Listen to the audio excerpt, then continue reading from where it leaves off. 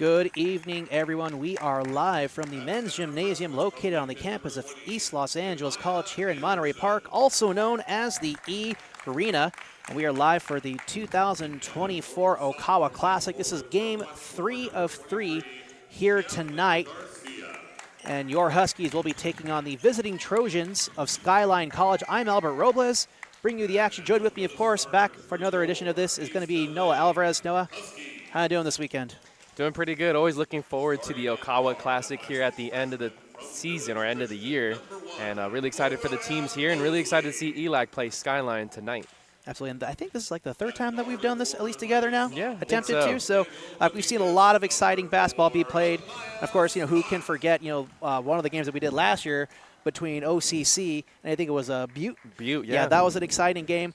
We don't know yet if we'll see an exciting game of that level at this Okawa Classic because, different teams like to come in, we like to showcase a different variety of talent. That is the whole purpose. But in any case, it should still be a pretty exciting, riveting game between Skyline and the Huskies. Huskies, struggling as of late. Only 4 wins on the season. I think it was like 7 losses as of late. After facing OCC, they went on a bit of a downturn, like in terms of their games. But knowing Coach Turner, knowing this ELAC team, they'll be looking to kind of turn things around, especially at their own classic on their home court. And they like to schedule tough. They played 8 teams in the top 25, 1-7 against those teams, so I'm sure they wish they did better. But when you schedule those tough teams, conference is that much easier. Absolutely. And, like you can also look at the records like, oh, I guess they're not doing too well. But like you said, when you're playing those tough opponents, that's going to prep you for the conference play. It's definitely going to highlight the little weaknesses in your game plan as a coach and in the ability of your players and try to improve them to get to the next level to try and beat those those teams that you could potentially see in the playoffs should you get that far. But of course, you got to win the conference to do that, so it all kind of plays into one another. Yeah, last year they had OCC here. They played OCC in round 2 and fell short. And of course, they played OCC in the preseason this year. You were there for that game. Absolutely, and that was an exciting game. It was a really tight first half, and in the second half, OCC just came out and did OCC things. And I think that with the experience that OCC had in that particular game, they just kind of ran ragged, this ELAC team. But since then, with that experience, they really only have nowhere to go but up.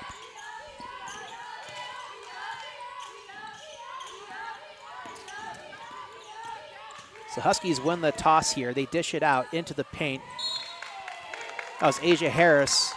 She was looking for a foul, but doesn't actually get the call on that one. I think she had an argument for that one, Noah. And I think she was arguing, too, that it got stripped from her. Someone from Skyline knocked it out of bounds, but they're going to say it's Skyline ball. Let's go Skyline. Imaya, short corner, Skyline. Taking the ball is Desiree Perez just past half court.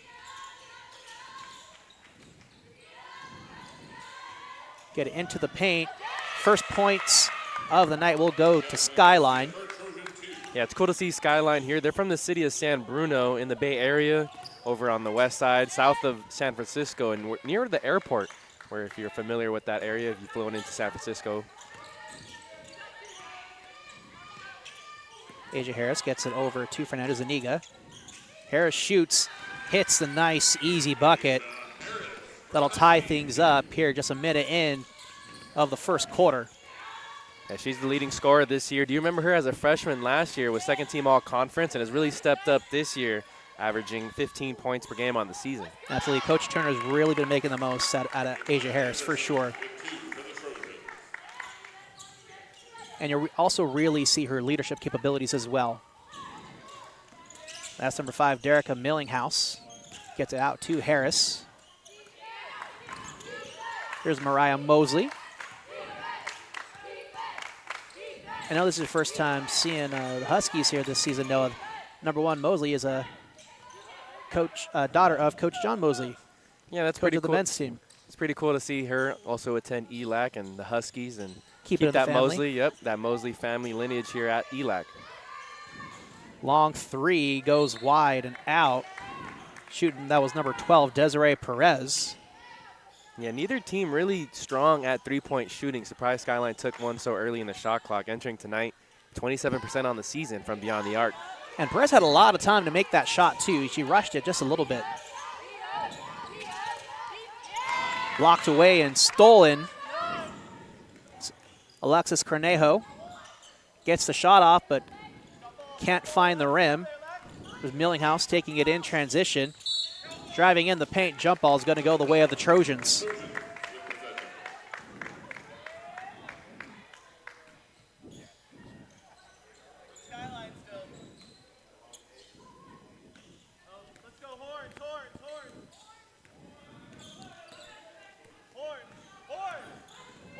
Coach for the Trojans calling for horns, so clearly some little play script that they have run up.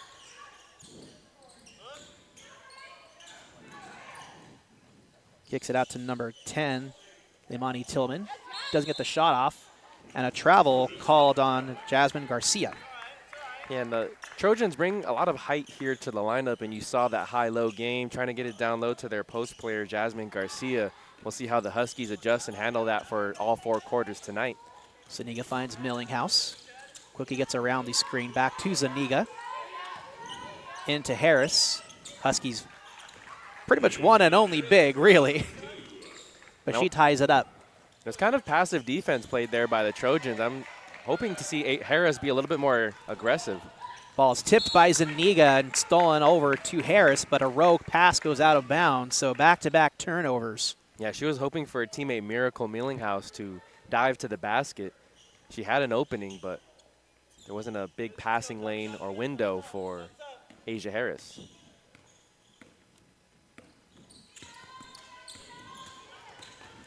Perez guarded intensely by Mosley. Really aggressive in the coverage here. Like to see that. Yeah, I would expect nothing less, too, from Coach Mosley's daughter. I know that's one thing he always emphasizes with his boys. As talented as they might be on offense, he expects a lot of hustle and heart on defense. That's Jasmine Perez losing control of the ball. Goes out of bounds. So another turnover for the Trojans. Here is Zuniga. Gets it over to Derica Millinghouse. She finds her sister Miracle over to Mosley. Near side corner is Zuniga. Goes for the 3 and hits it. Good ball movement there. It looks like the Trojans are in a little bit of a zone, and those corners are going to be open in the 3-2. And a travel called on number 10, Leimani Tillman. So another turnover once again for the Trojans. I think like their last 3 possessions have resulted in a turnover, but only one of those turnovers resulted in points for the Trojans. We'll see if they're able to kind of, force more turnovers on that, especially with the mental errors, and capitalize on them.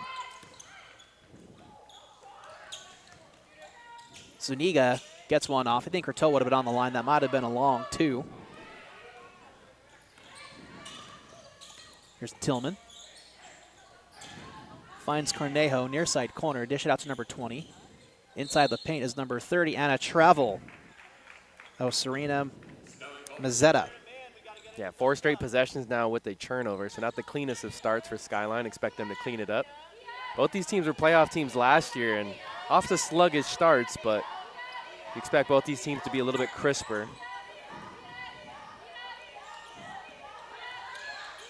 Derica, sorry, that was Miracle, finds Zuniga. Ooh. Zuniga loses it, but Derica recovers, and a rogue pass gets intercepted by Maya Anderson. Tillman goes for 3, just short of the rim.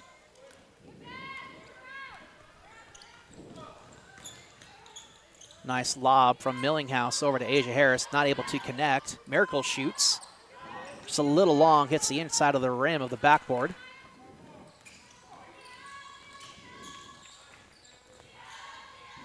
Cornejo finds Tillman. Plenty of time, shoots one off, can't go. Coach Turner's going to call a timeout with 5 minutes left here in the first quarter. Huskies lead the Trojans 7-4. So a little bit slow going here in the first quarter between these two teams here, Noah. And I think sometimes you see that a lot here at the 3C2A level, just kind of the feeling each other out process. Especially doing games for Santa Ana College this winter season, it feels like that first quarter is really slow, but second and third quarter is usually when you see the scoring pick up a little bit. So we'll see what the Huskies are able to execute coming out of the timeout. But as of right now, Huskies, despite the fact that they're not putting up a whole lot of points, are at least forcing the Trojans to make a lot of mistakes. I think you can always go with that saying, defense wins championships. Defense usually helps you win a lot of games as well. If you have a good defense, that's a base. You usually end up with some turnovers, maybe get some easy points off those turnovers. So as long as you stick with that strong defense, you'll be able to put yourself in a good position to win a game. Huskies will inbound. There's Derica Millinghouse, guarded by Tillman. Millinghouse drives right past, straight through the lane, gets a shot off, but a rebound by Trojans. It's number 2, Jazara Pratt. Gets off to Mazzetta, goes for the layup, no good. And that was Raylin De La Cruz, who almost stole the ball but knocked it away out of bounds. So it's going to be Husky ball. Yeah, I'm sure Mazzetta wished she had that one back wide open on the fast break layup. A nice job by the big to run. She definitely had the height of momentum, but just, I think, put a little too much behind it. She's one of the 2 returning sophomores on the Skyline roster, played in 29 games last season for the Trojans. Derica over to Harris. Just misses the mid-range jumper. It's Tillman to the near side corner for 3. Just a little wide. That was really good individual defense there by Mariah Mosley to stop ball and then run out to the corner and close out on the shooter. It definitely put Pratt under pressure. Miracle shoots, can't get it go. Derica gets the rebound. Quickly finds Harris in the paint, just shy of the rim, gets her own second chance, can't get it to go again. Fights for her other rebound, out to Mosley. Another rogue 3. It's going to be Trojan ball. And a very visibly frustrated Asia Harris. Yeah, she had 2 jumpers there and 1 in the previous possession, so 3 straight misses by her, but they are getting good looks here on the offensive end. I'm sure those shots will eventually fall. And despite the fact that they weren't able to find a point there, I do love the fight in getting your own boards. Like rebounds are important, especially if they're offensive rebounds. At least you're keeping your opponent from getting those, second chances away from you. Yeah, take advantage too. Skyline coming on a long drive. Not sure if they traveled in earlier today or last night, but usually when you travel so far, you don't have the same kind of energy, intensity to box out and stuff like that. So a turnover on the half of the Huskies, so it's going to be Trojan ball. Raylin De La Cruz will inbound as we got a substitution here. Number 23, Jasmine Garcia, comes in for Mazzetta. Here's Carnejo, guarded by Mosley. Carnejo with a bounce pass over to Perez. And it's Garcia who shoots and finds the basket for a Trojan 2, 8-7 in favor of the visiting Skyline. Yeah, just like Asia Harris, though, it looks like Garcia has a nice mid-range, so if they're going to give her that space, she should take that all evening long. That pass from Mosley had a little too much on it. Millinghouse couldn't read it. Sails right out of bounds, so a turnover on the Huskies.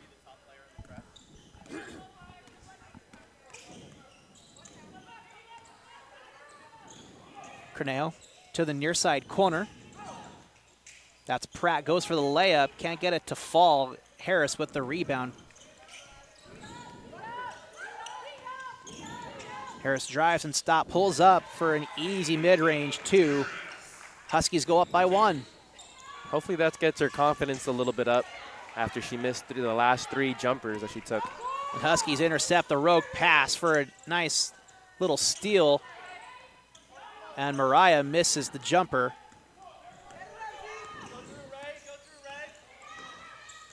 Pratt kind of slowing things up, little spin move out to the far side corner for Cornejo. Hits the triple.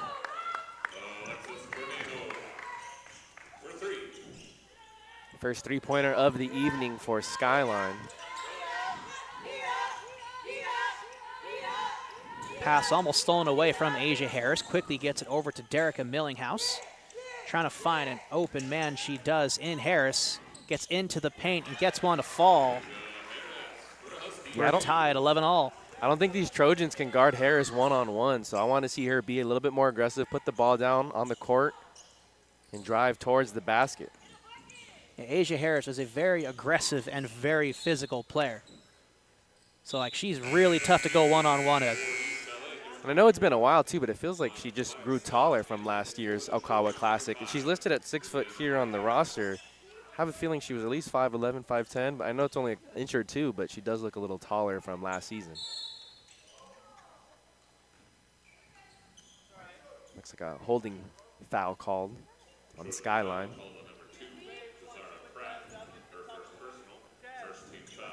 It's the first personal and first team foul for Skyline. Only one foul apiece for each team here. That's one thing you can't do against the half-court trap. Dribble yourself into the corner. You have to find a teammate to pass it to or find a way to get a crossover in the middle. Huskies able to escape. It was knocked out of bounds by Skyline, so it'll stay with East LA. Ramos inbounds it to Harris. Quickly finds Shirley Cortez out to Mosley. Gets around the screen, provided by Zuniga. Near side corner is Ramos. Through the baseline, blocked away by Skyline, out of bounds. It's going to be called on East LA, so Trojan ball.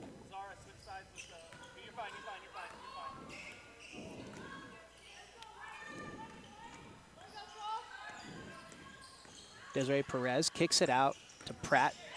Ooh. Little like inside spin move there on Ramos. Instead of going the outside, she took it to the inside. Yeah, I don't think I've ever seen that one before. That was pretty interesting. I think it was a traveling violation though, right? Yeah. I appreciate the effort, but didn't quite work out there.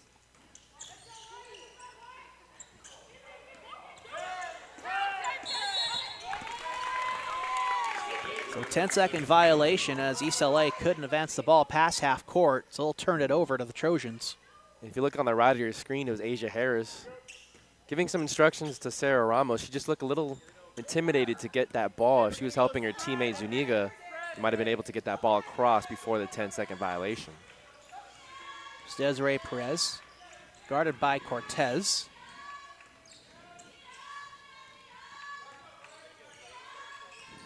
About a 4-second differential between shot and game clock. Yeah, so Trojans really just going to try to make the most of that to give East LA the least amount of time possible to end the quarter. Near side triple, no good. That was Viviana Martinez going for it.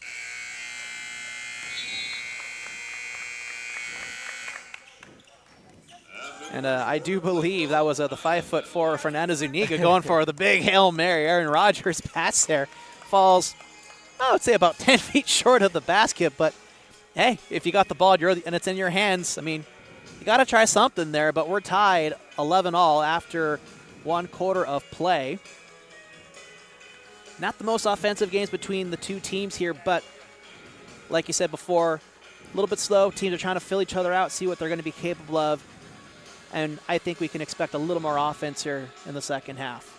I'm interested to see, too, when the Huskies go to their bench, right? They brought Sarah Ramos in. They seemed like they struggled with the full court pressure that Skyline was bringing. So I'm interested to see what Coach Turner tells to his team right now during this little quarter break and how they adjust and if they bring a different guard in to help with that full court pressure. As we're looking at some of the statistics here, so first quarter percentage field goal wise, Skyline shooting 33.3 to East LA's 31.3. So pretty much on par there, 5 for 16 compared to 5 for 15 for Skyline. So pretty much on par there in terms of the actual shots taken and shots made altogether. We'll see how those percentages will change as the match goes on, because ideally you want to be shooting a little bit higher than 33%. I think Asia Harris, as long as she continues to be aggressive down on the low block, she already has 8 points. I think she could very well finish with over 20 this evening if she stays out of foul trouble and stays aggressive on the offensive end. Yeah, she's definitely, one of the better scorers on this team. She's 4 for 7 on the night so far. The only other person with any basket attempts would be Fernanda Zuniga.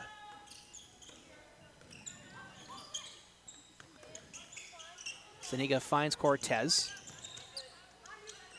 Inbounds it to Harris. Quickly fires one off. Rolls off the rim and is recovered by Leimani Tillman. Nice little lob pass. That time the individual defense by Harris intimidated the shot. Not sure if she got a piece. We couldn't really see from our angle, but she definitely affected the shot there down low. Zuniga to Cortez to Ramos. Quickly around the horn, and Mosley can't handle the pass. Yeah, she wasn't expecting that one at all. Wasn't even looking towards Ramos' direction. Go horns right here, horns.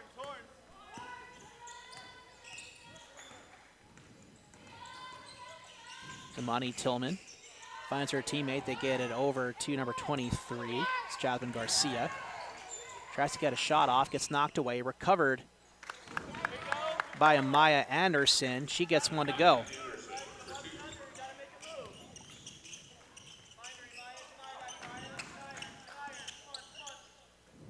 Zuniga to Harris. Cortez. Back out to Ramos.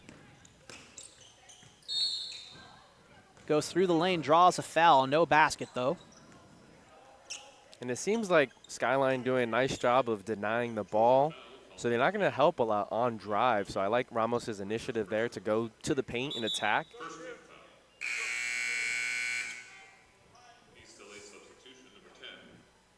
And considering Skyline hasn't been playing the cleanest basketball defensively, you're better off just trying to, like I said, go for the attack, let them make these mistakes.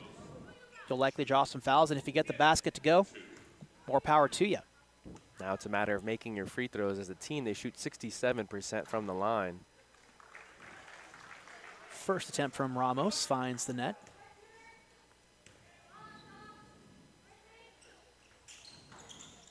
As does the second.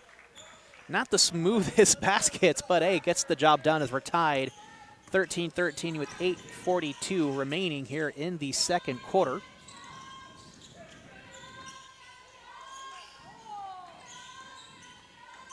Garcia, bounce pass over to Tillman, quickly double teamed and stolen away by East LA, and they lose possession again as Tillman recovers. She's on the far side corner. Yeah, that time Cortez wasn't looking for the pass on that one after the steal. Garcia puts one up, blocked and knocked away by Harris, goes out of bounds. They're looking for the call. It's going to be out on the Trojans. But that was twice in that possession alone that Skyline was able to find the backdoor cutter. And I like the heads-up basketball IQ there shown by the Trojans on offense. Eventually that will result in more points. So here's Derica Millinghouse. Gets it over to Paramo. Finds Cortez, banks it in. And a good job on her curl there. Showed out as if she was coming towards the free throw line and then quickly slashed in towards the basket. Great pass by her teammate as well. Perez trying to get past Millinghouse. Good screen put up by Anderson. Oh, when it's stolen away by Paramo. Had the open layup, but couldn't get it to fall. Looks like she just jumped a little bit too early.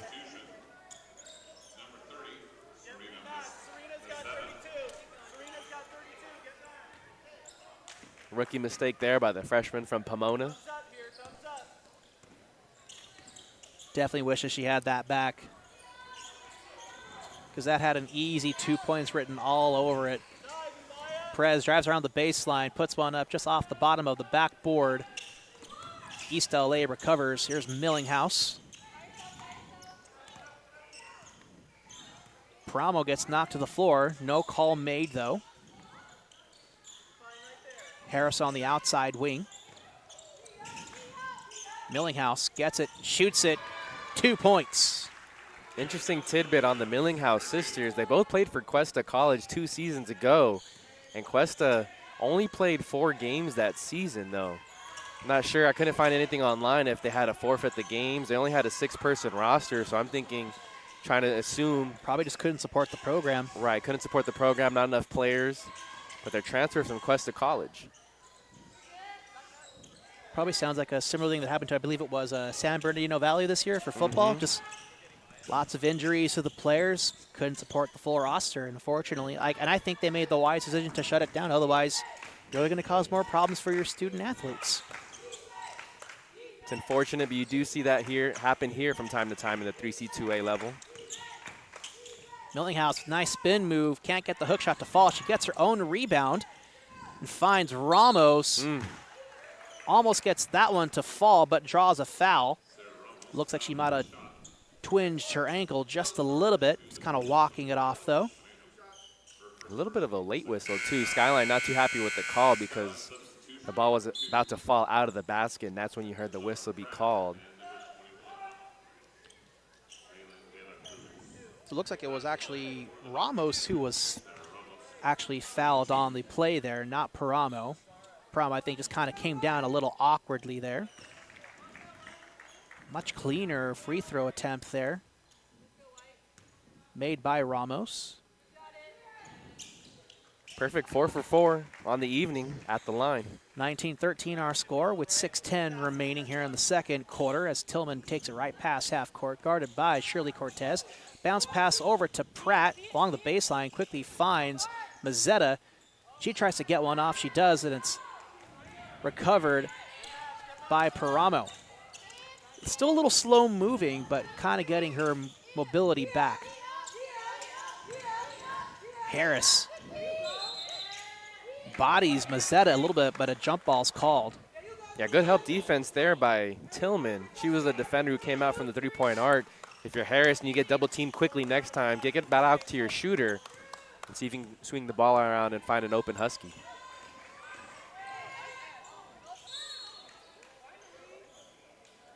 Getting a pushing call.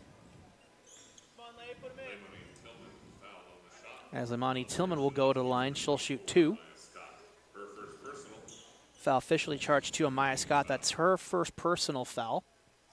This is the first time that Skyline will hit to the line this evening.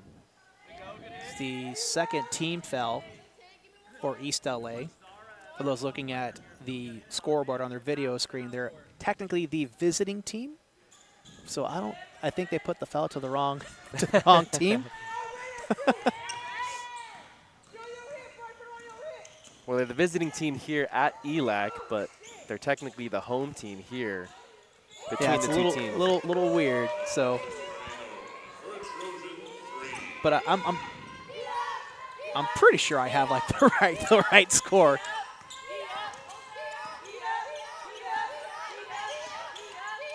We might have to double check with them after at the halftime, huh?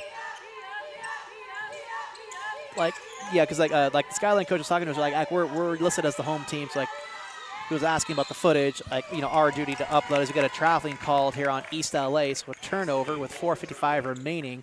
But I think in terms of for the scoreboard, what does it matter? We'll just leave it the way things are, because ultimately who cares? Right. But I at least appreciate the effort by it. Tillman pass half court. Finds her teammate De La Cruz. Near side, goes for 3. That's Cornejo. Goes long, is rebounded by Millinghouse. Big pass to Ramos. Gets the layup to fall for 2. What an outlet pass there by Millinghouse. She was able to see her teammate streaking down like a quarterback, finding her receiver, beating the safety. Great pass by the Huskies. Really good read by Millinghouse. 3-point shot doesn't have the distance there. East LA with the rebound in transition. Another good pass from Millinghouse over to Ramos, but quickly.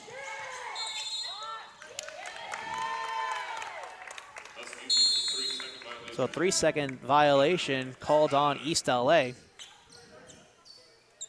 4:12 left. That's unfortunate, too. It looked like the Huskies were starting to capture some momentum. Really find that momentum. And you at least want to get a good shot off there on that possession, but it's a turnover. We also get a timeout here, so we'll take a quick break ourselves and step away for just a moment. You're watching Husky basketball right here on SportsNetUSA.net.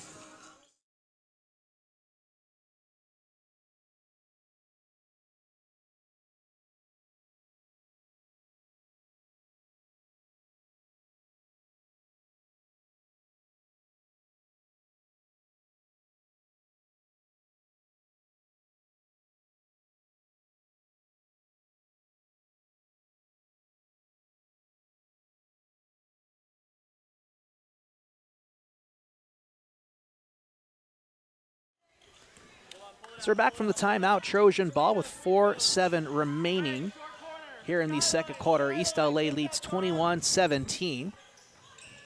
Here in game 3 of day 1 of the 2024 Okawa Classic as the Trojans turn it over to East LA. I'm Albert Robles. Joined court with me is Noah Alvarez.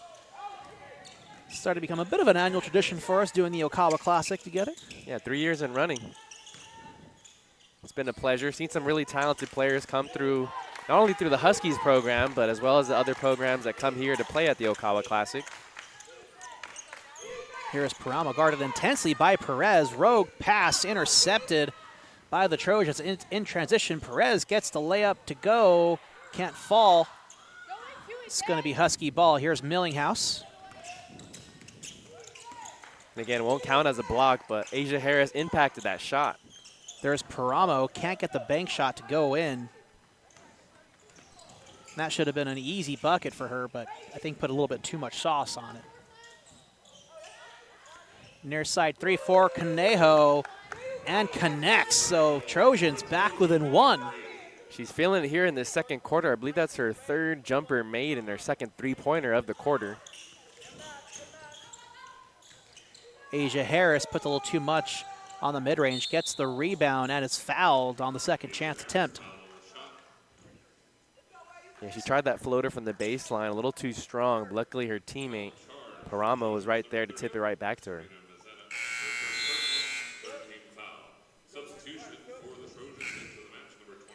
Mariah Mosley will check in, as well as Jasmine Garcia for Serena Mazzetta. And the other sister, Miracle Millinghouse, will come back in as well. So both Millinghouse sisters on the floor.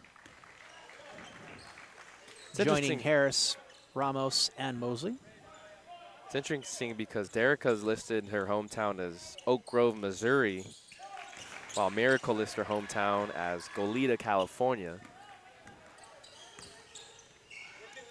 It's probably one of those things that you got to do as an athlete for eligibility, transfer purposes, you know. Makes sense. Not accusing anything, but I mean, you know, you do what you have to do as an athlete sometimes. I was thinking like the movie, what is it? Not Parent Trap. Is it Parent Trap? Where the sisters switch? Yes. Okay.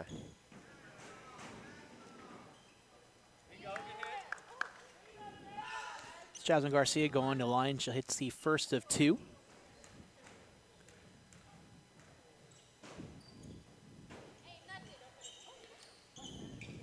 And ricochets in the rim, in and out. So 1 for 2 for Jasmine Garcia. It's Miracle Millinghouse out to the near side corner from Mosey for 3. And just a bit long, goes out of bounds off of the Trojans. So it'll stay with East LA. 20 seconds on the shot clock.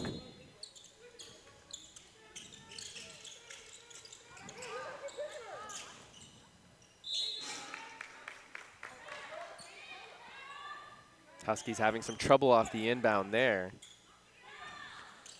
Inbounded pass knocked out of bounds by Skyline, so it'll still stay with East LA. And it's Mosley who will inbound here. Perez getting all up in the face of Mosley, but able to get the pass off to Millinghouse and quickly finds Asia Harris. Mosley on the wing to Miracle. Mid-range goes wide. Harris with the rebound. Second chance for Asia Harris, gets that one to fall. I like how aggressive she is with those mid-range jumpers. We saw her at a couple early. Cornejo near side, far side corner, gets stuck in the rim. Always hated that when that happened during recess. And you know, Noah, it's funny because like you were telling me earlier how, you know, like you had seen, you know, 2 plays at the Santa Ana, you know, showcase. But I mean, I think that's got to be one of the plays that, you know, oh, look at that. You don't see that too often. At least, I believe from this time it was from the corner, right? It was a corner jumper. But yeah, the time I was talking about to you off air was at Santa Ana College, and it was a free throw. They somehow missed a free throw to where our wedgie got stuck on the left side. I don't think I've ever seen that from a shot straight on to the rim. Husky ball, Mosley on the near side, runs along the baseline and gets fouled.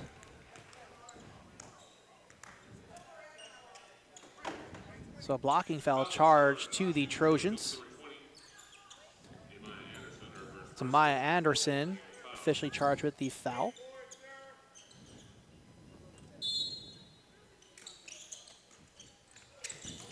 Miracle inbounds over deep to Ramos. Nice spin move through double coverage. Ooh. No basket call. It's going to be a travel called on Ramos. It's like the referee let that basket go in and then decided to make the call. We were waiting what the call was after the whistle.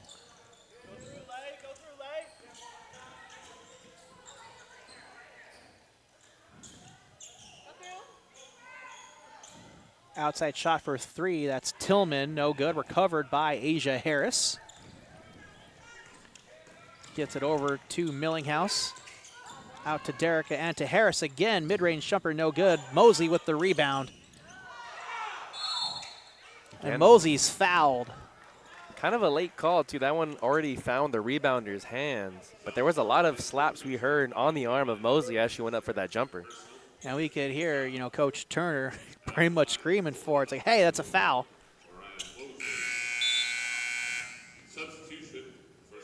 Mazzetta checking in. She'll come in for Maya Anderson.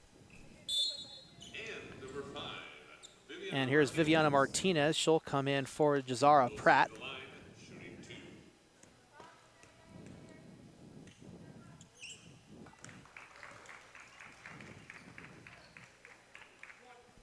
Olsey makes the first of two.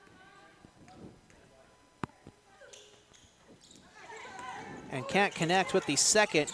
Ball's recovered by Skyline and kicked out of bounds, so a turnover off the Husky free throws. Question for you. Do you think Coach Mosley was as tough as he is on his players as he was on Mariah Mosley growing up? That's a really good question. But, like knowing Coach Mosley and the type of man he is and the type of father he'd want to be, I think he would raise Mariah to be as prepared for any life she could possibly have and want to, bring her up tough and resilient. So I'd say like it was tough but fair. So I'm sure she'll have a little talking with Coach Mosley after that missed free throw. Oh, for sure. but I mean, that's like, like little things, but also like it's the little things that eventually, add up to your game as a whole. So you got to be able to look at everything.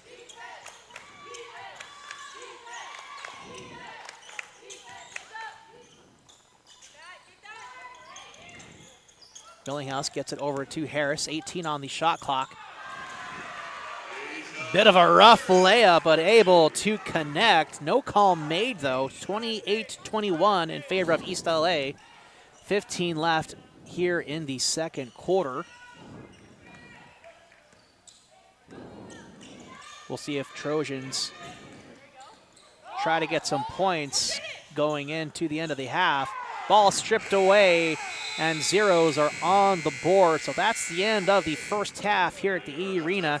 East LA leads Skyline 28-21. So a little bit more of an exciting second quarter here.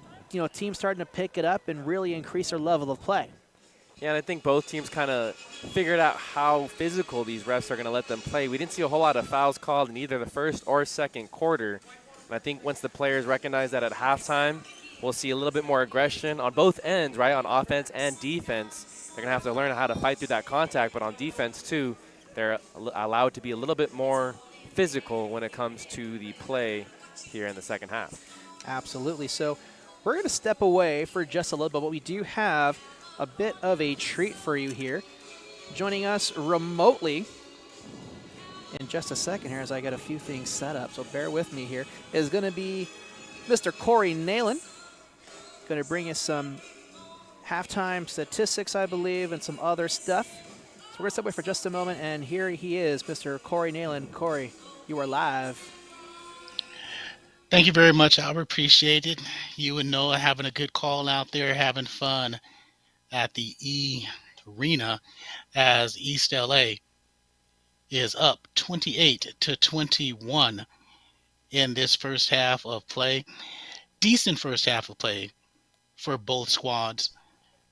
It's one of those games, like you mentioned in the first quarter, gentlemen, that both teams feeling each other out after that 11-11 first quarter scores.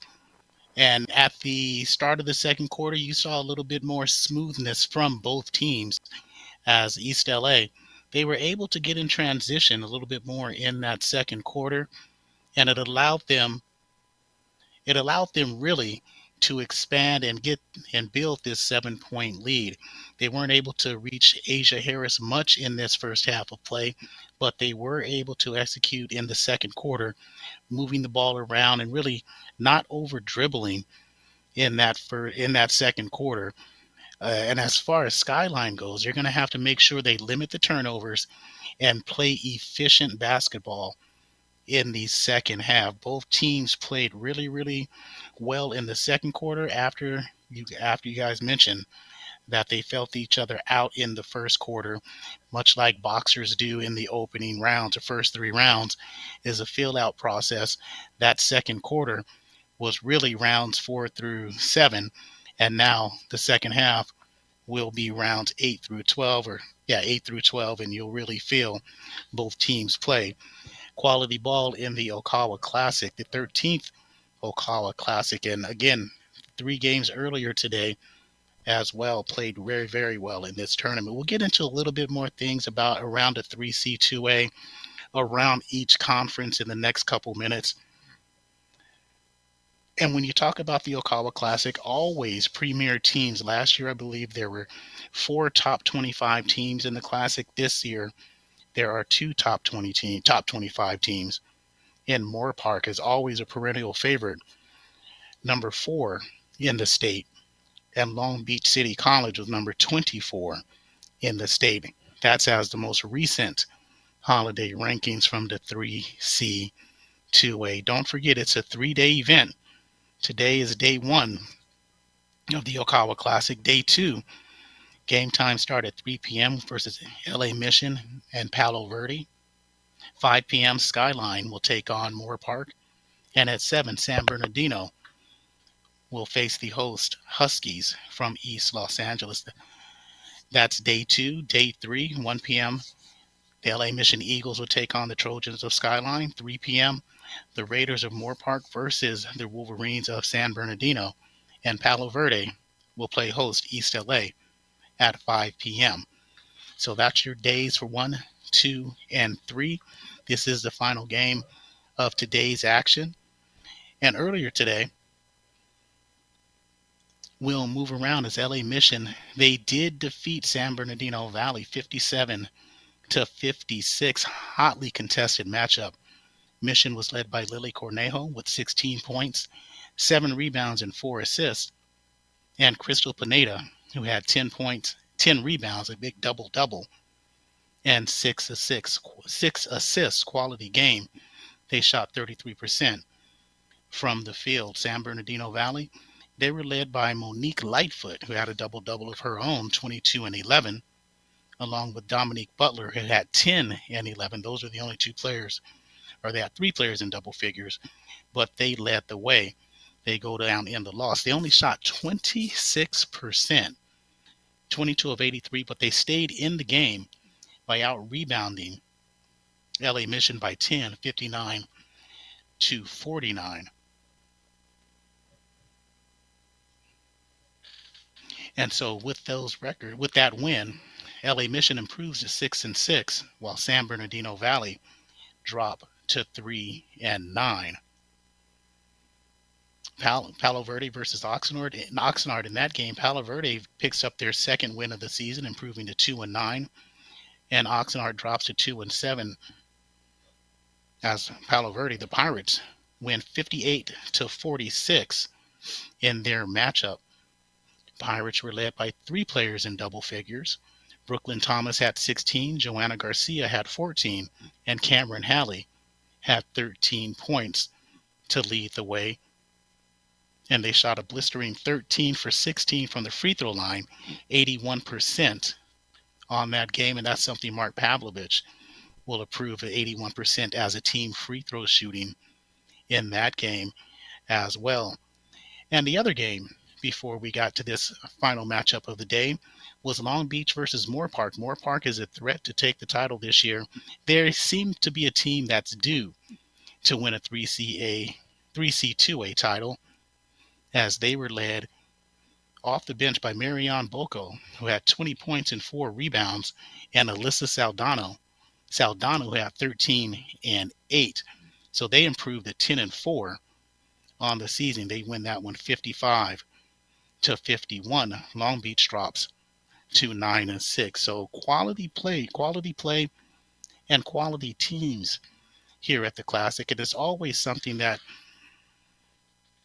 as SportsNetUSA.net is bringing you the Okawa Classic, always fantastic, always well played, and the coaches at the community college level should never be disrespected because they always put their best foot forward, and they're always coaches who have the best intention of their players. And when you talk about the 3C2A and those rankings, as we said, Moore Park is number 4, Long Beach City is number 24 in the latest CCC WBCA state poll. College of the Canyons is number 1 across the state, a pretty much unanimous number 1, 16 and 0, and they were the favorites coming into the season. Even though Orange Coast College, they took the title for the last 2 years, it's College of the Sequoias who is the team to beat this year. And forgive me for not remembering the Butte's head coach's name, but he goes to College of the Sequoias, and he's looking for a title after he couldn't get one against Butte after they lost 2 years ago to Orange Coast. Mount Sac, number 2 at 13 and 3. Orange Coast, the aforementioned Pirates, also 13 and 3 at number 3. And we mentioned Moore Park, 4.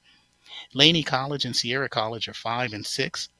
Glendale is ranked number 7. Folsom is number 8, and Cypress is number 9 in the latest polls at 9 and 4. San Joaquin Delta rounds out the top 10 at 6 and 6.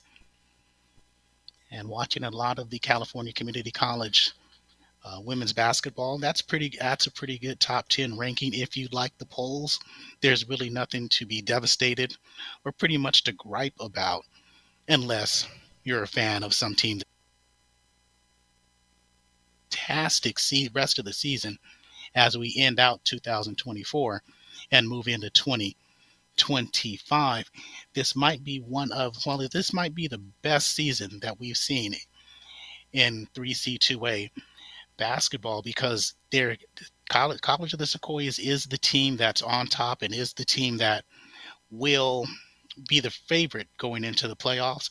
But there are at least 5 teams that can win the tournament. And if you say 5, there might be 7 teams that can win the tournament this season, because on any given night, again, single elimination playoffs, any given night, you'll be able to win. So it's going to be an outstanding 2025 season for the 3C2A and women's basketball. And we move to standings around. So you look at the South Coast Conference, which East LA plays in. And right now they're struggling. But again, with their coaching staff and with their experience, they'll be able to pretty much make a run in the South Coast Conference North. Right now they sit in 4 and 9 when conference play comes up. They'll be right there. As Mount Sac is at 13 and 3, LA Trade Tech 8 and 8, Rio Hondo 6 and 10, and East LA is 4 and 9. And you look for East LA to really have a run, a good turnout here in the Okawa Classic, and they'll be right and maneuvering and able to get into SCC North Conference play. And look for them to really rise up in that conference and make the playoffs, because they have outstanding talent.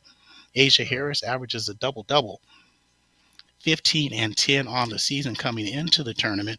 And they were talking about Mariah Mosley, who's also an outstanding player for the Huskies. She's averaging 12 points, 7 rebounds, and 3 assists on the season. And I wanted to mention one more player for ELAC, and this is really we're going to have to come into play. And actually, that was not Mariah Mosley. Mariah Mosley actually averages 11 points, 4 rebounds, and 2 assists, where Derica Millinghouse, she averages 12, 7, and 3 as we sit at halftime as East LA is up 28-21 over Skyline. And just a few more mentions. Skyline, they're in the conference, a good conference in the Coast North section. So it's one of those things that we talk about. College basketball in the 3C2A, they get it. Okay.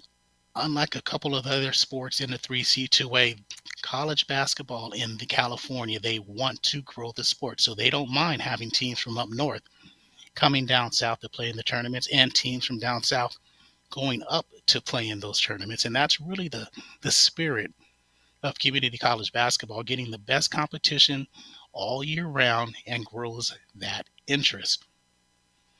And we were talking about Skyline in the Coast Conference. San Mateo leads the way in the North Conference at 8-6. Chabot is 8-8. San Francisco is 6-7. Skyline is 5-9 coming into play. And they're a team that really needs to play efficient in this second half to win against East LA and really play efficient the rest of the season because they have outstanding three-point shooting opportunities and they work well in and out, as we saw in that first half of play. And we look around other scores around the 3C2A tonight. Mission beat Butte 70-65. Cypress, we mentioned the number 9 team in the 3C8 latest rankings, beat Siskiyous at the San Jose City College Tournament 63-50. They're a surprise team that they will be able to get to the maybe another Great 8 spot as they did 2 years ago behind third-year head coach Brittany Imaku, as Ashley Hawkins took them to the Great 8 2 years ago. Glendale beat El Camino 80-22. And that's really tough to see El Camino struggling for the third and fourth straight years with their women's basketball program because they're led by one of the nicest guys in community college athletics. San Jose beat Lassen 82-33 earlier today. And in the second quarter, Pasadena is beating Redwoods 27-16. So that's your scores around the 3C2A. And we'll go back to the polls for just one moment. And you talk about underrated picks or surprising picks that could really take their conferences and do damage in the 3C2A playoffs. You're going to look at Fullerton, who's had a strong season at 12-2, and Santa Barbara College at 11-3. Those are teams that we really want to surprise you, and a team that Noah Alvarez does as well. He calls some Santa Ana College basketball. They're a team on the right, playing against the right team and the right matchup. They can surprise you as well as San Diego Mesa College. Those teams are really, really well and poised to surprise some people in the playoffs. As we get ready to go back to Noah and Albert, as we send them a note in just one moment, we want to thank you for joining us at the half. And it's 28-21, Huskies over the Trojans.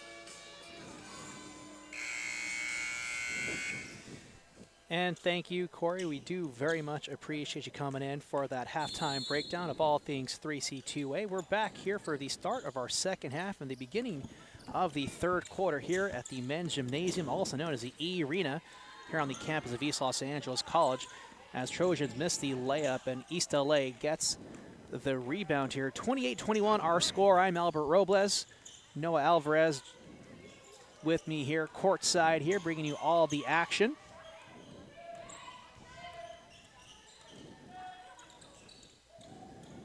And we'll see how East LA can really get things moving here against Skyline as they really started to find their momentum now towards the end of that second quarter. Yeah, 17 points in the second quarter, only 11 in the first. The team shooting a little bit better, 33% from the field. Leading scorer for the Huskies, Asia Harris with 14. She also has 12 rebounds. Misses the shot there. So Trojans going right to left, East LA going left to right as Tillman takes that one to the hole for 2. That's Tillman's 3rd point of the evening. The leading scorer for the visiting Trojans, Alexis Cornejo, leads the team with 9. So no players in double digits for the Trojans who come from the Bay Area. Oh, what a pass there. Sister to sister. Derica to Miracle, threading the needle. Excellent execution there by the Millinghouse sisters. Knocked away by Derica, but Trojan still able to keep a hand on it. That's Anderson for 2. Yeah, someone's going to have to step up for the Trojans as far as scoring goes. Like I said, no one in double digits. Second leading scorer only has 5 points, so hasn't been the most sharpest of offensive evenings for the Trojans. Mosley can't connect with the long 3, ripped away by the Trojans. That's Limani Tillman out to the far side corner is Cornejo, who connects for 3. Now 4 of 7, all of her points have come via the 3-pointer, and now they have somebody in double digits. 12 points on the evening for Cornejo, the freshman from Summit Shasta High School. So Alexis Cornejo really starting to get things moving here in the second half and really starting to heat up for Skyline overall. East LA needs to keep an eye on her.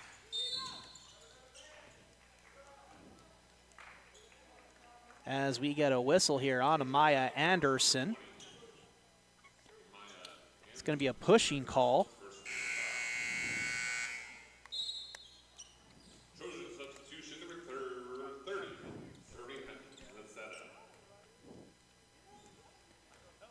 So Miracle will go to the line. She'll shoot 2. Hits the first. On the season, Miracle Millinghouse shooting 81% from the line. Can't connect with the second. East LA almost got the rebound, but it was ripped away by Perez. Hits Cornejo on the outside, just a little bit long. Rebound made by Tillman. Gets it back out to Cornejo once again. Cornejo taking her time, finds Desiree Perez, guarded by Zuniga. Finds Mazzetta along the baseline, around Asia Harris. Can't find the basket. Rebound made by Derica Millinghouse. Big pass to Mosley, who draws a foul. And again, Harris won't get credit with the block. She still has 0 on the box score, but she's impacting a lot of shots, especially when the Trojans try and go down low with her length. Also really like the savviness of that move there by Mosley to go into the body of her defender, giving herself 2 free throw opportunities.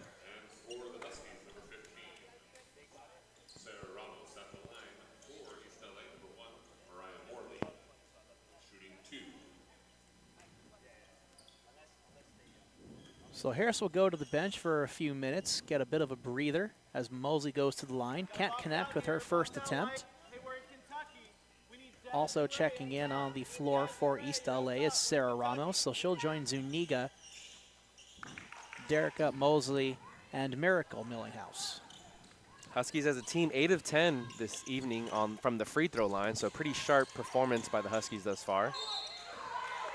That's a foul. It's going to be charged to Zuniga.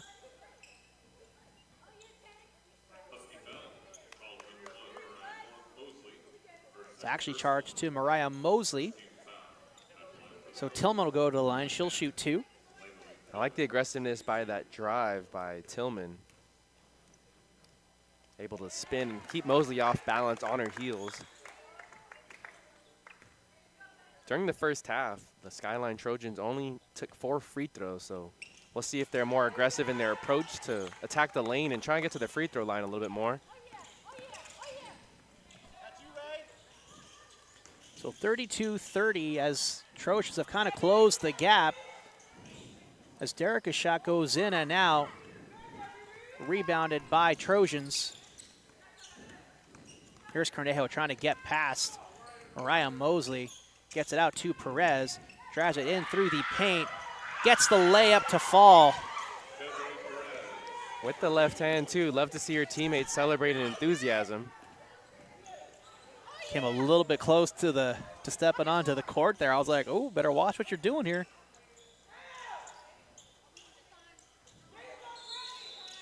And we'll get a stoppage in play after the missed basket. Raylan De La Cruz injured on the floor. Yeah, she's grabbing her right ankle. She has a brace on that ankle, too. Hope she's okay and is able to continue. If not playing tonight, at least sometime this weekend, she's able to return. Hopefully it's not severe, just maybe like a light aggravation. And that's something you really hate to see, especially in, what used to be a tournament is really just now a showcase, still just, really about the excitement and highlighting these young players. You hate to see a young player such as herself go down like that.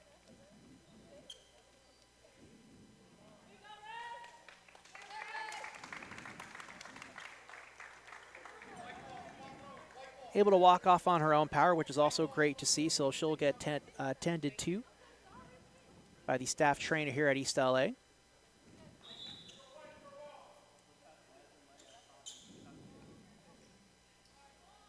It's the first time, too, that Asia Harris is on the bench for the Huskies. She played all 20 minutes in the first half. She's quickly subbed out. So we'll see how the Huskies respond without their leading scorer. It's going to be Trojans ball. Here's Desiree Perez. Gets past Zuniga. Drives through the lane. Can't get that one to find the net. Zuniga gets the rebound. Quick pass over to Derica Millinghouse. Trying to get past Pratt. Quick pass over to Mosley. Back over to Millinghouse. Millinghouse to Millinghouse. Out to Mosley. Zuniga on the far side corner, just inside the line. Finds Miracle. Would have been a long two, but can't connect. It's Pratt with the rebound, finds Perez. Tillman, open jumper, that's good. And on the previous ELAC possession, you want to see a little bit more off-ball movement. The Skyline Trojans are sitting in that 2-3 zone. And yes, you can keep passing it around the perimeter, but you need those cutters. You need someone in the high post and someone to create offensively off of good backdoor cuts and stuff like that. So 34-32 in favor of Skyline. It's the first time they've led since like the first couple of minutes in the first quarter. Shot goes rogue, rebounded by Ramos. 4:56 remaining here in the first. Mosley with the open jumper. That isn't good. Millinghouse gets the rebound. Quickly back over to Mariah. And she'll draw the foul. And I love the vision that we're seeing here from Derica Millinghouse. I'm sure that's something that she's continued to work on, is her chemistry with her teammates, but she's made a couple nice passes. They haven't always resulted in buckets for the Huskies, but she does lead the team with 3 assists on the evening.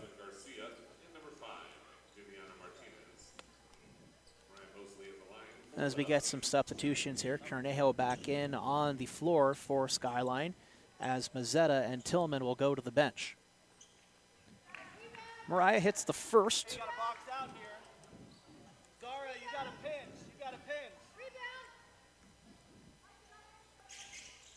And hits the second, so we're tied yet again, 34-34, 4:47 remaining here in the third quarter.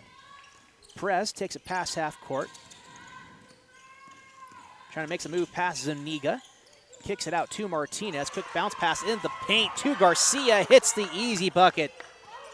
Yeah, a lot of good off-ball movement there by the Trojans. That's what I want to see a little bit more of from the Huskies going down the stretch, especially as they sit in this 2-3 zone. Quick ball movement there by the Millinghouse sisters. Shot from Millinghouse isn't good, but draws a foul. That foul's charged to Viviana Martinez.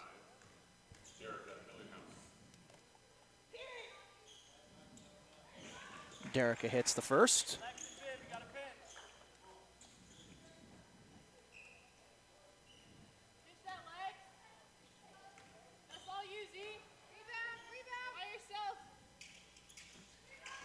And hits second. So back-to-back scenarios where Trojans take the lead.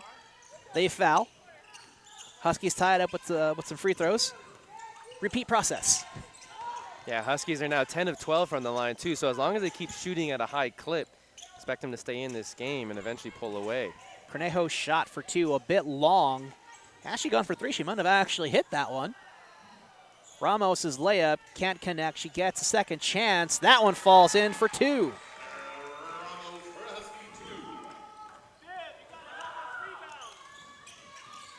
The Huskies are winning in second chance points. They went into the half outscoring the Trojans 8-0 in second chance points. Zuniga with the rebound from the shot off of Martinez. Turns it over to Pratt. Finds Cornejo on the near side corner. Tries to get it into Garcia, but loses it to Ramos. Nice bounce pass over to Mosley. Tries to get the floater to connect. Second chance, passes it out to Zuniga. And on the near side, along the baseline, is Millinghouse. Out to Ramos. She drives through the lane, and that one's good.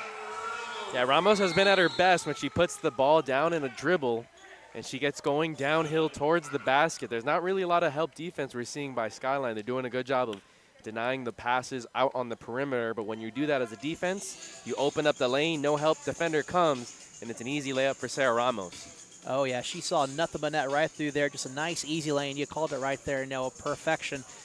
And that, of course, forced Skyline to immediately call a timeout, and a full timeout at that. So clearly, head coach for Trojans really wants to have that extra time, try to pump up his team and give them the words of encouragement to try and get them back in this game. And really, they're not down by much. Like they were down by, I think, by as many as 7 points at one point. They're still within 4 here in the third quarter with only 3 minutes left.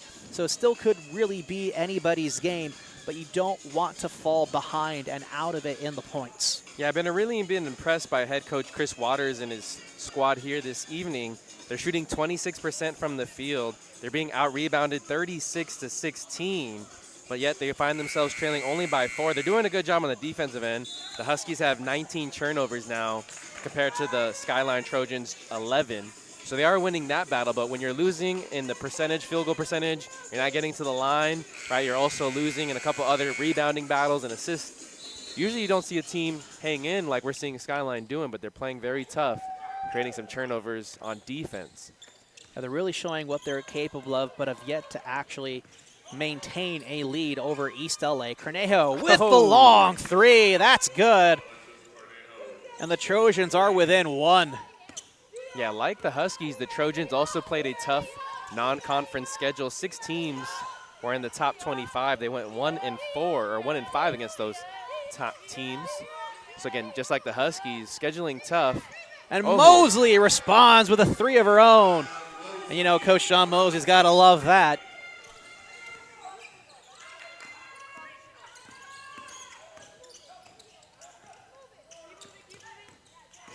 Garcia using her body, working around Ramos.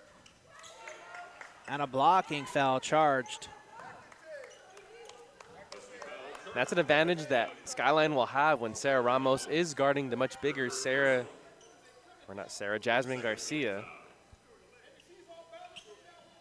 Coach Turner not too happy with the call.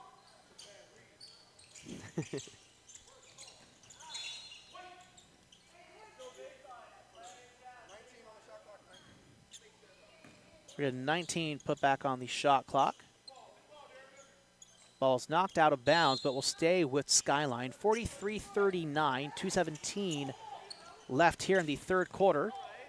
Inbound pass almost goes past half court, but Tillman able to keep it inside. Gets turned over anyway. Here's Sarah Ramos, banks it in for 2. Costly turnover there by Skyline, just too strong on the entry pass.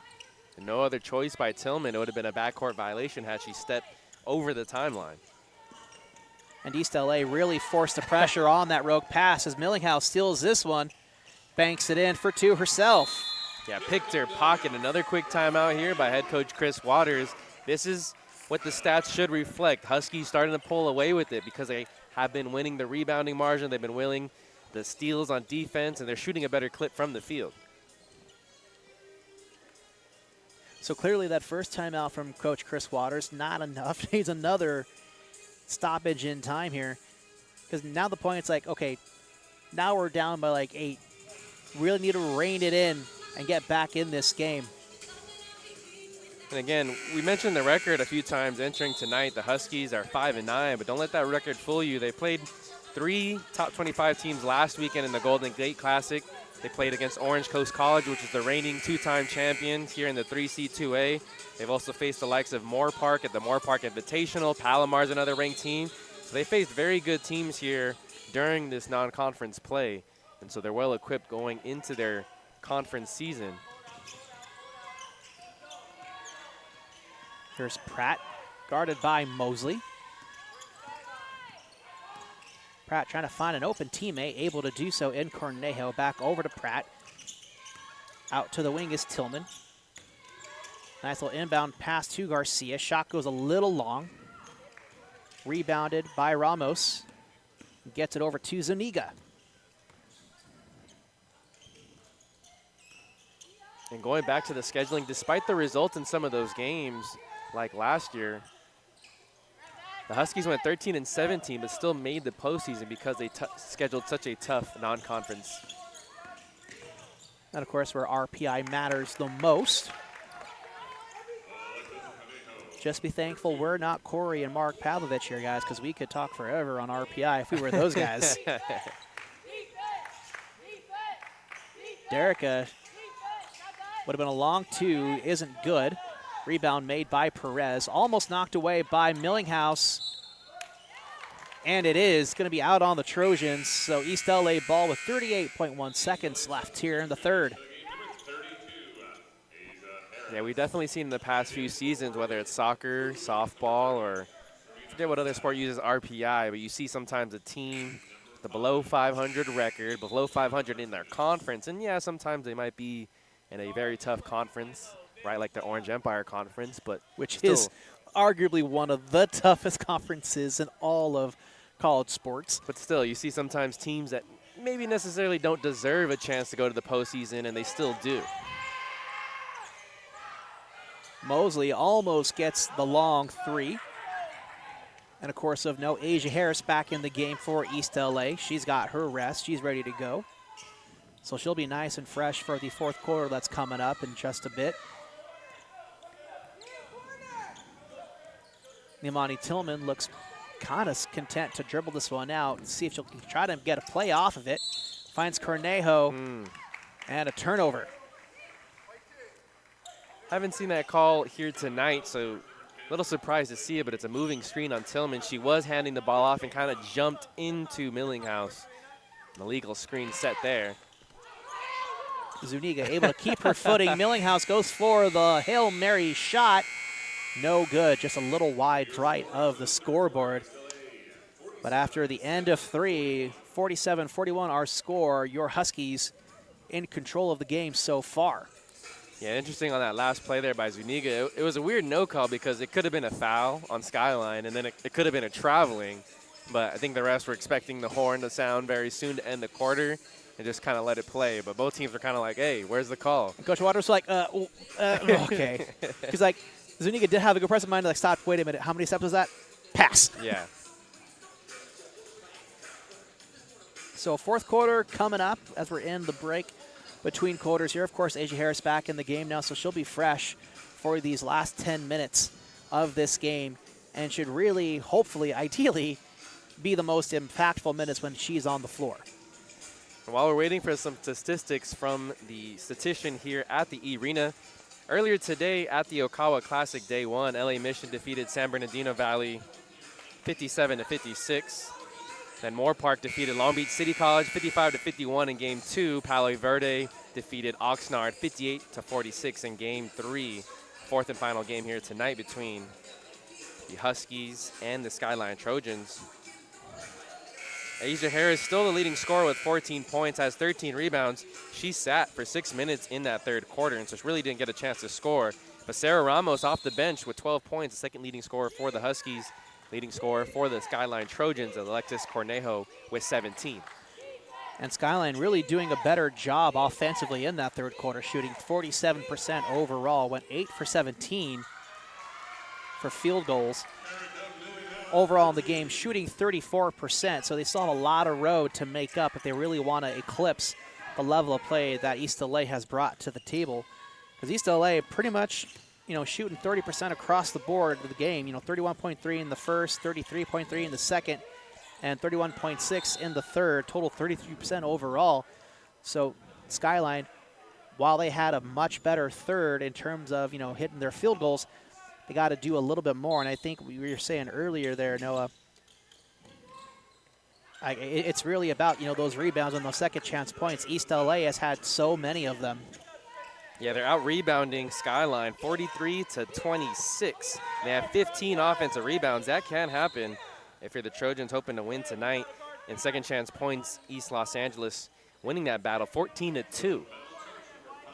Yeah, 28 defensive rebounds for East LA, 15 offensive rebounds, only 5 offensive rebounds for Skyline, and that's pretty much like the market difference there.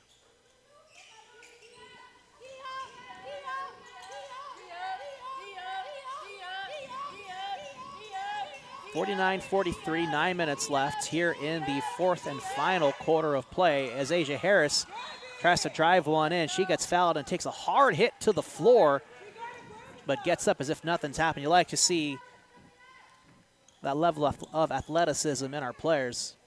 I guess she wasn't fouled. There was a lot of contact there. A little surprise. But again, the referees have let them play this evening. It really has been a clean game overall. Not a whole lot of fouls. Yeah, Coach Turner giving the referee here on the near side an earful on the way up. Rogue pass from Martinez, sails out of bounds.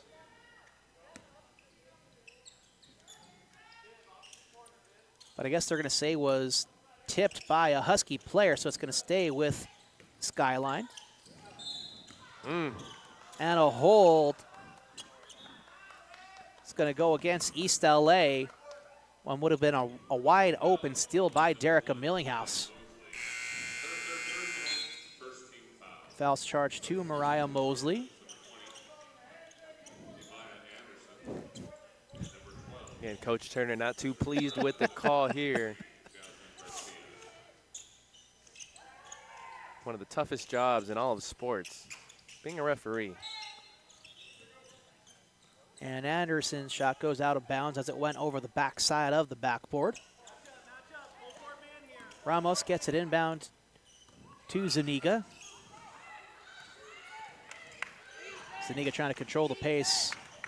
Call a bit of a play here. They find Harris over to Derica Millinghouse. Zuniga on the far side corner. Little long three, can't connect, bounces right into the hands of Leimani Tillman.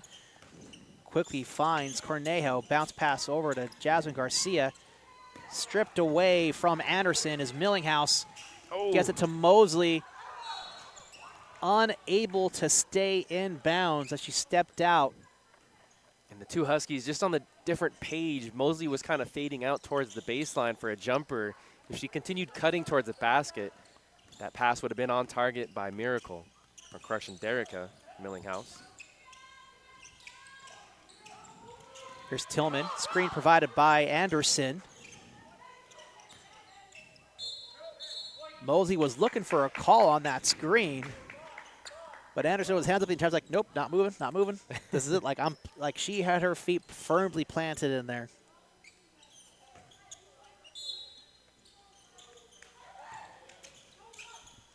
Cornejo for three, that's good.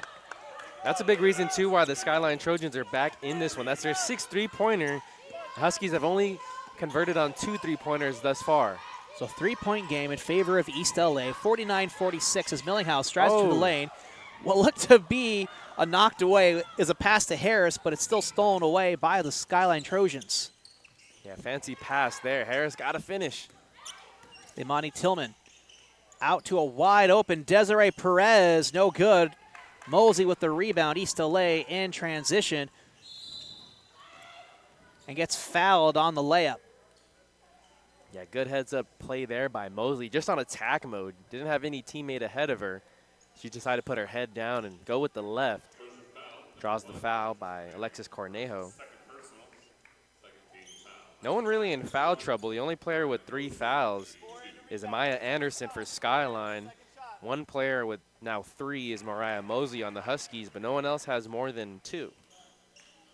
It's been a like have been fouls, but not a lot of them. Like it's been, pretty typically clean mostly. We've seen a lot of aggression, but nothing really too outlandish.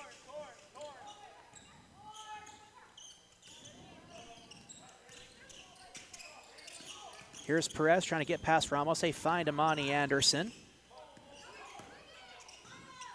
Look to be a little bit too many steps for me. It's going to be a two-hand push called on Zuniga. And I like that aggressiveness there by Anderson because they switched, the Huskies did on defense.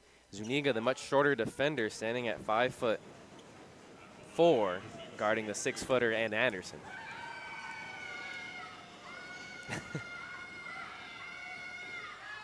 Love the noise we're getting here from the home crowd. Pretty decent showing here for the first day of the Okawa Classic. First bit of noise we've really heard all night from the crowd. I believe it was 1 or 2 seasons ago for the men's games when they were They playing had here to at shut it E-Rena. down. Yeah, they would. They would get a lot of fan bases here coming to the E-Rena. Obviously, them gaining a lot of popularity since that show came out on The Last Chance U on Netflix. And I remember one of the games, I think it was in the playoffs, like some people had some Thunder 6, some noisemakers, and the referee's like, you can make noise, just not with those. Like that, that's not cool. Right. And then shut the whole thing down. Serwin and Bobby Godinez had to go shut that down too. It was exciting. Always love to see that kind of enthusiasm here at the community college level. I think we can always bang this drum here on sportsnetusa.net. They don't get enough love here at this level. Absolutely. And in the various sports, you see a lot of talented players that go on to the different four-year universities, but this is their first part of the journey as they continue their education but also continue their athletic playing career. A player like Lupe Vasquez last year for the Huskies, now on University of Hawaii Pacific, led the team with 24 points scored last year. We'll see where Asia Harris ends up this season.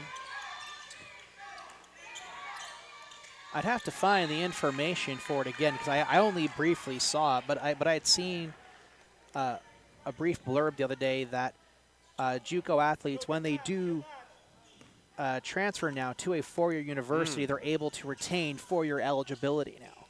I do think that's going to be a huge, I don't know, a whole lot of information on that as Zuniga knocks in a deep 2. But yeah, it's a government ruling, right? It's a thing now in law where if you attend JUCO, you can play 1 or even 2 seasons and still have all 4 years of eligibility when you transfer, which I think will increase the amount of attendance you get to community college because I think they saw that as numbers decline. With the transfer portals being so big, kids would just try and jump to a D3 or D2 and get as much playing time as they can, then transfer somewhere else if they don't like where they're at currently. Absolutely. So it does increase the validity of JUCO. It makes it even more of an option now, and it doesn't take away your opportunity at a four-year level should you take that route, and that you can still have that level of eligibility and make the most of that level and really refine your ability as a player. Because, it's not always a guarantee that in those 4 years or 2 years that you become, the player that you can be. I mean, look at football, basketball, whatever sport it may be. All those sports, you can develop in different levels of time. So it's, who knows what type of player you can become with those years of play.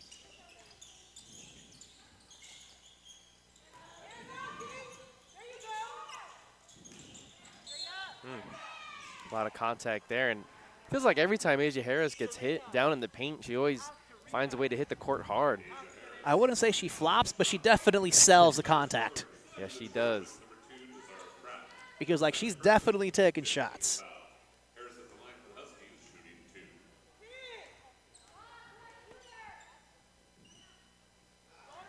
Harris misses the first. You got to box out here. Viv, you got a pinch. Viv, you got a pinch.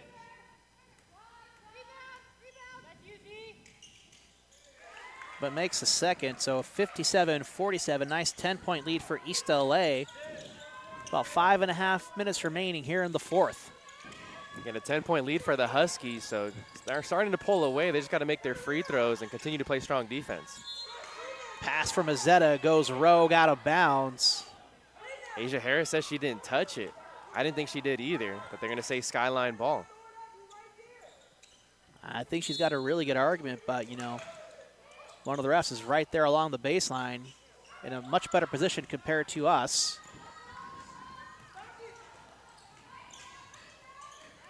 Ramos along the baseline, over, under, layup, can't connect. And the Trojans promptly throw it away after the rebound. Yeah, get another turnover there by the Trojans. Can't afford those when you're trailing by 10. Timeout called by head coach Bruce Turner for the Huskies.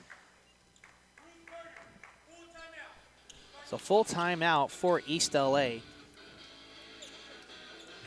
And of course, like, I haven't been keeping track of the turnovers, at least here in the fourth quarter, but in the entire game as it is, you know, Skyline had 17 turnovers to East LA's 19, but of course it's the rebound and second chance points that have really made up the difference here. And here in the fourth, I'd say, like, it's those turnovers off of points that has really expanded the lead that East LA has had. I think they're doing a better job of taking care of the ball because in halftime, going to halftime, they had 16 turnovers. So that means they only had 3 during the entire third quarter. So a little bit cleaner. They're not giving those fast break opportunities or points off turnovers, like you said, to Skyline. And I think at halftime they had 11 turnovers. So Skyline a little bit sloppier with the ball. Yeah, they did have 11 at the half, 6 in the third quarter. You're seeing 4 early ones here in the fourth halfway through. And that's going to be their demise. As they were hanging around, we saw them kind of tie things up with about 9 minutes left to go, but now trailing by 10. And shout out to the statistician here at the E-Rena. So speaking of the updated timeouts, are actually even now at 20 apiece so far. So pretty much like in the entire second half, only 4 turnovers for East LA. Mazzetta can't connect with the layup. Yeah, Big pass from Ramos over to Millinghouse.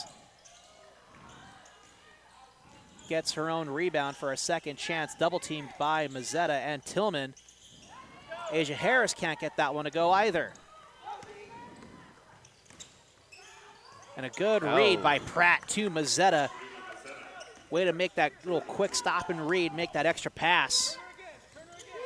Good patience there, too, by Mazzetta. She struggled with those close-range shots. 0 for 3 before that bucket made there. Mosley can't connect with the 3. Stripped away by Ramos. Banks it in easily for 2. Yeah, Mosley, I think, pretty fortunate. She took a shot, a 3-point shot early in the shot clock, and I don't think that's the Huskies' game plan. Want to eat a little bit more clock off. Nice spin move by Pratt around Mosley. Basket can't connect, but a whistle is called. And I was really impressed, too, because coming off that spin, she had the ball hooked on her hip, and somehow she was able to flick it back up. They're saying Mosley made a hit to the head on that play. I didn't see it. It's not the first call that we haven't seen or agreed with here. It's only the 3rd team foul, though, on the Huskies. Let's get a substitution here in number 11. Ozo Lopez in on the floor for East LA. First time we're seeing her tonight. Cornejo. Pass stripped away by Lopez. So already making a quick impact with her first couple minutes into the game.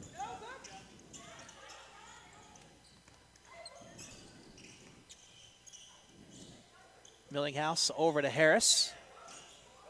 Mazzetta trying to patiently wait for Harris to make a move. Really making the most of that space.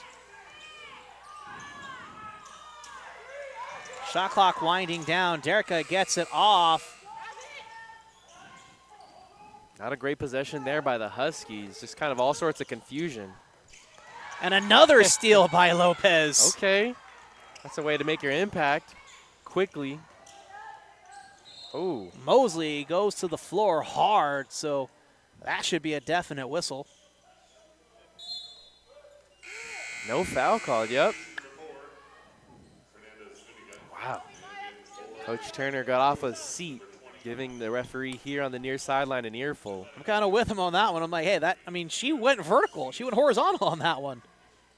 Yeah, a lot of contact there on Mosley. She's going to take a seat. I want to see Asia Harris be a little bit more aggressive down the stretch, put this game away. She's got a slight limp on her left leg, but is fighting through it. There's Millinghouse. quickly entry finds pass. Harris, stripped away, knocked out of bounds. It should stay with East LA. There's no way there wasn't a reach on two of those players. You saw him swiping and Asia Harris holding her head afterwards. Yeah, she got hit in the face.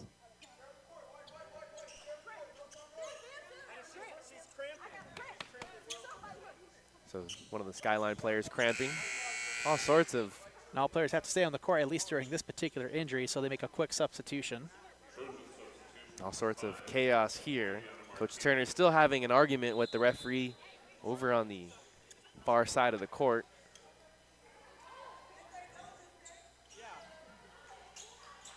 So Harris back up, walking around, shaking it off. We'd love to see that resilience. Leads the Huskies with 18 points on the evening. At least the refs are making a bit of a conversation here, trying to clean up their officiating. Yeah, it was a nice entry pass from her teammate, Derica Millinghouse. Definitely some swipes near the face area of Asia Harris. Millinghouse finds Lopez. That's Ramos, drives it in. Basket can't connect, but able to draw a foul, so she'll go to the line for 2.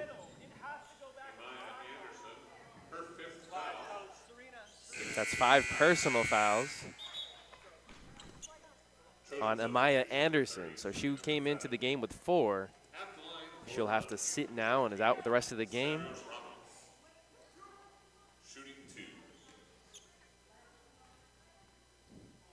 And I know Asia Harris is leading the team in scoring, but Sarah Ramos doing her part as well.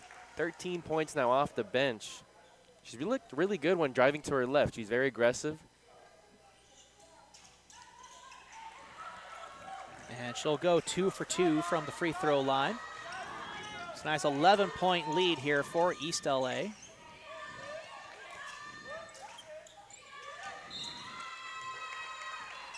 It's going to be out on East LA, so it'll stay with the Trojans. Also 12-point lead. I can't math right now. Oh, what an inbound pass. A great read there by Jasmine Garcia. She's been really effective in a very specific area in the circle of the paint there. So lead is back to 10 for East LA. Trojans trying to really claw their way back in. Lopez goes for a long 3, can't connect, but East LA gets the offensive board. Second chance, no good. Zuniga punches that one out. It's going to be Trojan ball. And I think for Coach Turner, you want to emphasize taking a little bit more time off the clock. Both those shots were early, and they got a few offensive rebounds, but then kind of quickly went back up. If you just dribble it out, a little bit less time, we can get under 2 minutes. Yeah, you do have the time afforded to really do a quick reset. Who's got the basketball? Got to pressure her. Millinghouse, guarded by Cornejo, finds Ramos. Martinez in her face. Near side corner is Harris along the baseline, out of travel. And that turnover is going to keep Skyline in it. 10 points, just less than 2 minutes left to go. They don't need to take a 3, just get the best basket as quickly as they can here. Martinez over to Mazzetta. A little quick on the shot. I think she could have driven a little bit more.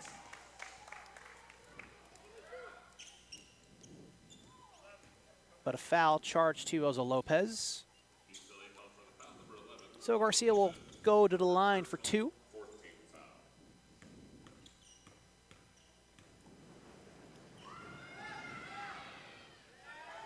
One for 3 now on the evening. As a team, Trojans are shooting 60% from the line now.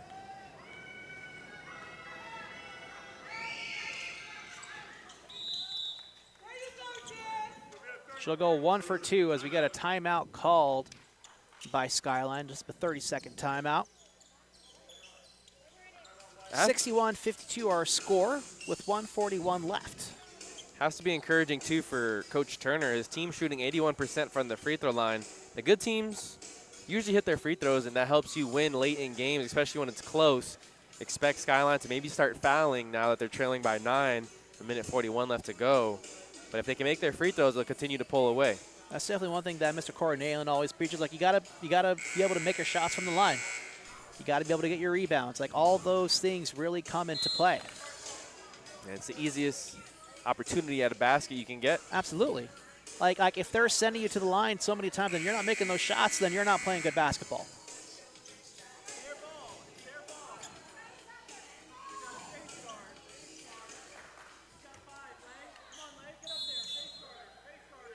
So some more full court pressure we're seeing applied here by the Trojans. We'll see how they handle it. Ramos gets it over to Harris. And it's Perez and Garcia really bringing that pressure as Ramos kind of blows right past them. As we do get a whistle. And it's going to be a pushing foul charged to Desiree Perez. There might have been a little bit of contact as Ramos was really trying to blow right past him. And the Trojans are in the bonus, so everything will be 2 free throws here for the Huskies here on out. Gotta box out. Hey, we're in Skyline. We gotta run it up. Ramos unable to connect. Skyline. She was a perfect 4 for 4 before that miss. Ooh. Outlet. Let's go. Sprint. Bad time to miss 2 free throws there for the Huskies. Yep, no announcer's jinx either. That was just plain up miss because we hadn't said it. Mazzetta along the baseline, gets it out to Tillman. And stolen away by Ramos. Goes through the lane, knocked away. Zuniga gets the rebound. And another push by Perez.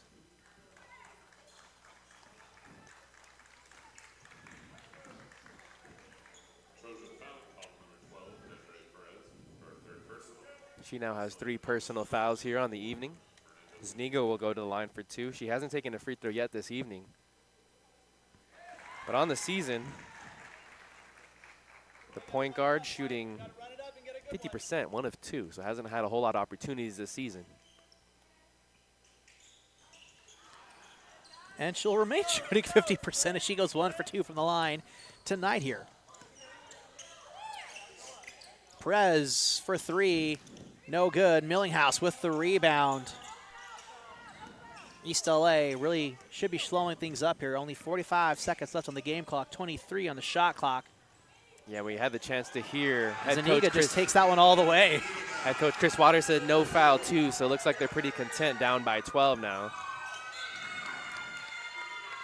That's out of bounds on Garcia. Sorry, that's Mazzetta.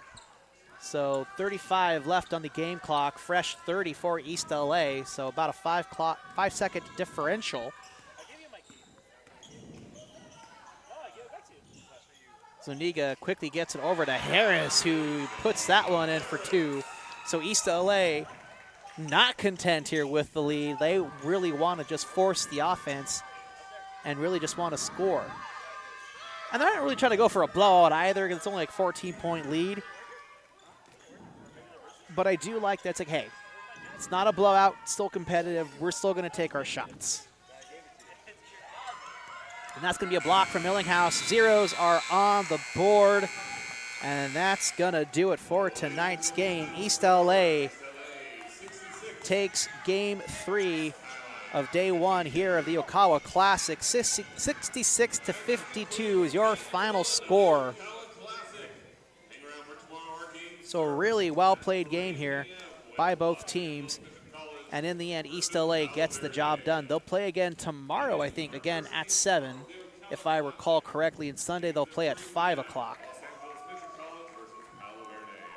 Yeah, I'm good on that. Yeah. I was right. I'm like 7 o'clock, yep. Yeah, San Bernardino 7 Valley. o'clock against San Bernardino Valley, just like Noah said. So we'll be back for tomorrow's game. Any other thoughts here, Noah? No, I thought it was really good that the Turner squad was able to pull away despite Asia Harris not having a strong finish. She went into the half with 14 points, finishes with 19, still a leading scorer. But players like Sarah Ramos, even players like Fernando Zuniga, who finished with 9 points, Mosley finished with 9. I think all those players kind of stepped up and really carried the load, so Asia Harris didn't have to. I think that has to be a bright spot for Coach Turner going forward. Yeah, absolutely. So looking at the percentages, shooting 30% from the for field goals, not the ideal, but where they really make up for it overall. 75% from the charity stripe, 20% shooting for 3-pointers, and really those rebounds, 35 defensive rebounds, 22 offensive rebounds, so 57 total rebounds compared to the 39 total rebounds for Skyline. And that's, if you're not shooting, you better be getting those those boards, getting those second chance points, because that can really make or break a game, as well as your ability to shoot the free throw. And that comes down to hustle, too. So you like to see a Coach Turner team play with a little bit more hustle than their opponent. And we'll see if they can bring it tomorrow night against San Bernardino Valley tomorrow at 7 p.m. If that's going to do it for us, I'm Albert Robles. That's Noah Alvarez. You've been watching Husky basketball right here on SportsNetUSA.net.